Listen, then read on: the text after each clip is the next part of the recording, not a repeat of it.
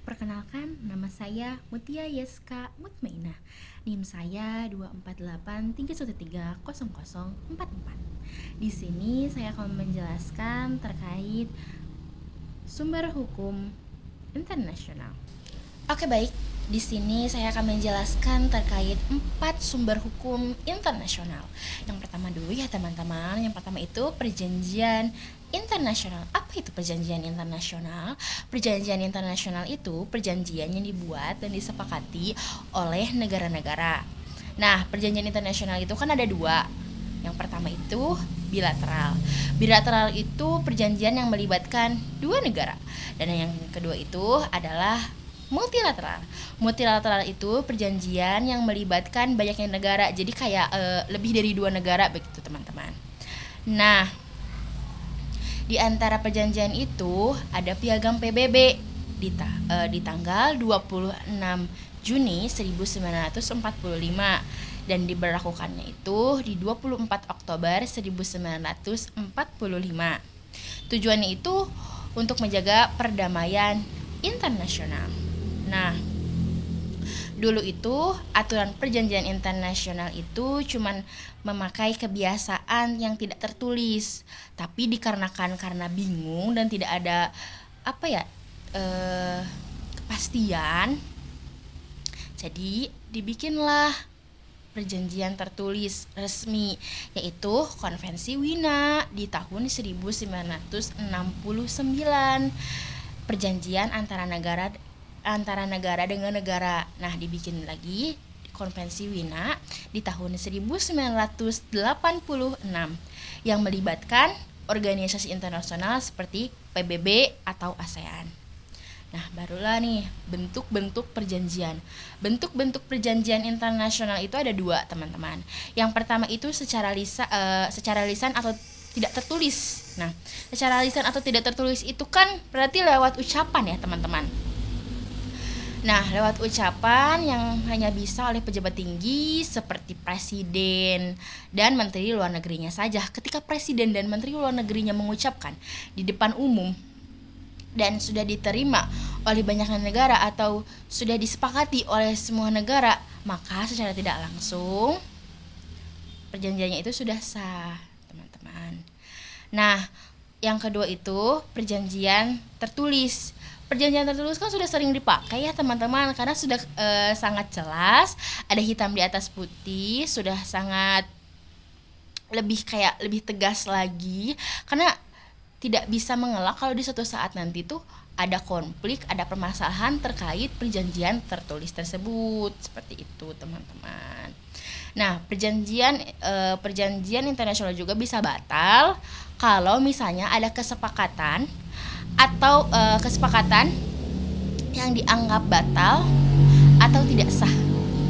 Kesepakatan apa yang bisa disebut batal atau tidak sah? Nah, kesepakatan itu misalnya yang pertama itu ada salah prosedur.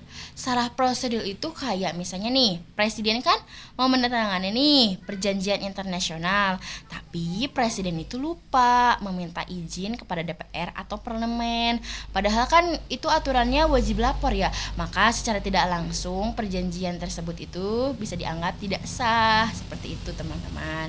Atau bisa juga isinya itu bermasalah, kayak misalnya ya isinya bermasalah seperti kayak ada kekeliruan nih di dalamnya, ada data yang salah dibikin janji, bisa seperti itu, atau enggak ada penipuan di dalamnya, atau enggak ada korupsi penyuapan di dalamnya, bisa seperti itu. Dan atau tidak ada kekerasan kayak dipaksa atau diancam untuk mendatangani perjanjian tersebut, seperti itu teman-teman.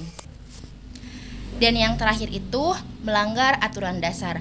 Melanggar aturan dasar itu maksudnya kalau misalnya si isi perjanjiannya itu bertentangan dengan norma hukum internasional yang paling tinggi yang tidak bisa dibantah sama sekali, maka secara otomatis perjanjian internasional itu batal. Seperti itu teman-teman.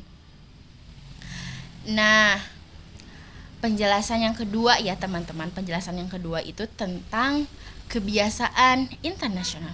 Apa itu kebiasaan internasional? Jadi kebiasaan internasional itu aturan antara negara yang tidak tertulis tapi dilakukannya itu berulang-ulang kali teman-teman, sampai semua negara tuh kayak merasa bahwa ini itu adalah kewajiban hukum gitu.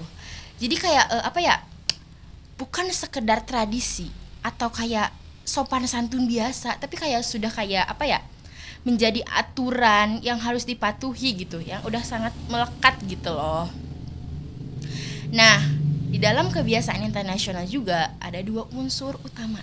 Apa aja itu teman-teman? Mari kita bahas. Oke, yang pertama itu ada praktik-praktik negara. Apa itu praktik-praktik negara? Yaitu praktik-praktik adanya perbuatan atau kebiasaan yang dilakukan berulang-ulang kali oleh banyaknya negara, tapi dalam jangka yang lama, seperti itu teman-teman. Lalu yang kedua itu adalah kebiasaan hukum. Jadi kebiasaan hukum itu bukan kayak sekedar kebiasaan, tapi kayak melainkan kewajiban bahwa tindakan tersebut itu merupakan kewajiban yang sangat mengikat gitu dalam hukum, seperti itu teman-teman. Dan untuk contohnya itu ada contoh hukum humaniter internasional. Apa itu contoh hukum humaniter internasional? Contohnya itu kayak aturan pelindungan warga sipil dalam konflik bersenjata. Mungkin penjelasan dari saya cuman 2 sumber hukum internasional. Untuk 2-nya lagi akan dijelaskan oleh rekan teman saya. Mungkin cukup sekian dari saya. Terima kasih. Dan saya Jantika Lugina dengan nomor NIM 2483130040. Nah, selanjutnya itu ada sumber hukum yang ketiga, yaitu prinsip hukum umum.